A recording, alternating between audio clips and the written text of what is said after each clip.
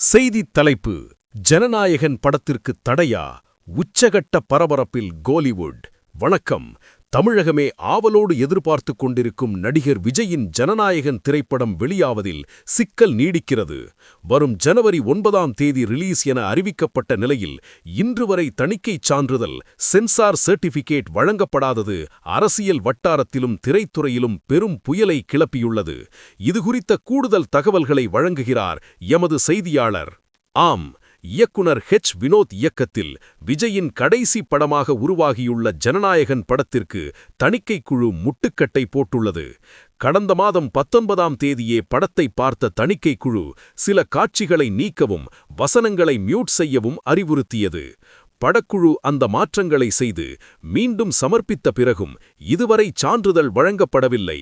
இந்த இழுபறி குறித்து தமிழக வெற்றிக் கழகத்தின் நிர்வாகிகள் ஆவேசமான கருத்துக்களை முன்வைத்து வருகின்றனர். கோவையில் செய்தியாளர்களை சந்தித்த தவக ஒருங்கிணைப்பாளர் செங்கோட்டையன், ஜனநாயகனை தடுப்பது யார் என்பது உங்களுக்கே தெரியும் என மறைமுகமாக சாடினார்.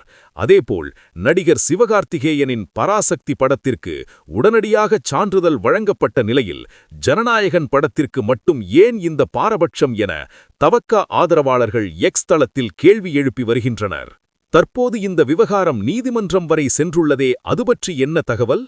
நிச்சயமாக படம் வெளியாக இன்னும் 3 நாட்களே உள்ள நிலையில் கேவிஎன் புரொடக்ஷன்ஸ் நிறுவனம் சென்னை உயர்நீதிமன்றத்தில் அவசர முறையீடு செய்துள்ளது. வழக்கறிஞர் விஜயன் சுப்பிரமணியன் இதுகுறித்து நீதிபதி பி.டி. ஆஷா முன்னிலையில் வாதிட்டார். வழக்கை விசாரிப்பதாக ஒப்புக்கொண்ட நீதிபதி இன்று மதியம் 2:15 விசாரணை நடத்தவுள்ளார். நீதிமன்றத்தின் தீர்ப்பை பொறுத்தே ஜனவரி 9ஆம் தேதி படம் வெளியாகுமா என்பது உறுதியாகும். இந்த சிக்கலுக்கு பின்னால் அரசியல் உள்நோக்கம் இருப்பதாக கூறப்படுகிறதே. ஆமாம், விஜயின் அரசியல் வளர்ச்சியை முடக்கவே மத்திய அரசு தனது அதிகாரத்தை பயன்படுத்தி சென்சார் சான்றிதழை தாமதப்படுத்துவதாக அரசியல் விமர்சகர்கள் கருதுகின்றனர்.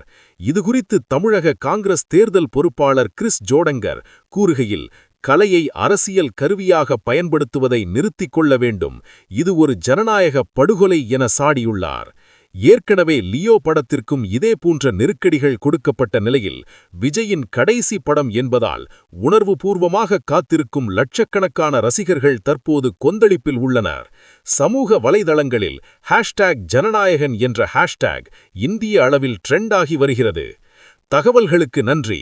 ஜனநாயகன் திரைப்படத்தின் எதிர்காலம் குறித்து இன்று மதியம் நீதிமன்றம் வழங்கப் போகும் தீர்ப்பிற்காக ஒட்டுமொத்த தமிழகமும் காத்திருக்கிறது.